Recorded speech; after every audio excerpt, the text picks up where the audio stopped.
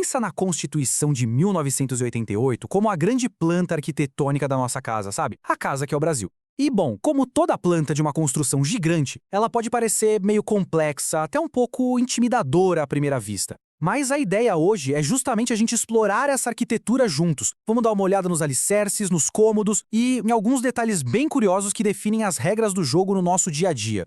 Mas antes da gente começar esse tour, fica uma pergunta no ar. O que é que faz um texto ser uma constituição de verdade? É o conteúdo, aquilo que está escrito, ou será que é o lugar onde está escrito?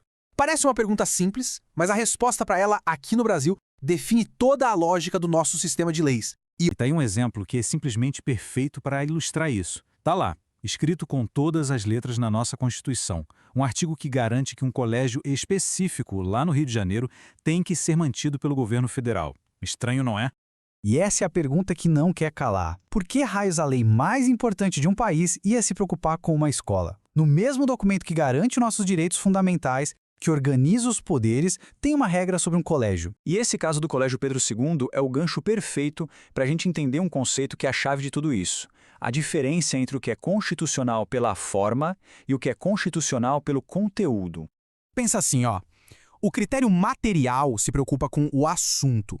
A regra fala de algo essencial, tipo direitos fundamentais ou a estrutura do Estado. Já o critério formal não quer saber do assunto. Ele só se preocupa com uma coisa, o endereço. A regra está escrita dentro do livro da Constituição? Se a resposta for sim, então ela é constitucional. Simples assim. E o Brasil adotou o critério formal.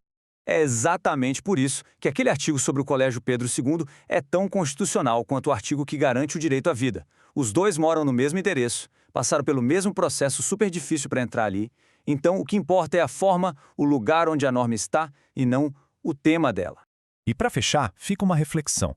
Essa escolha por uma arquitetura tão detalhada, tão analítica, que tenta prever e proteger quase tudo, será que isso transforma a nossa Constituição numa fortaleza que de fato protege a democracia? Ou será que, com o passar do tempo, tanto detalhe acaba virando uma camisa de força, que engessa o país e dificulta a adaptação para os novos tempos? Essa é uma pergunta que continua sendo respondida todos os dias.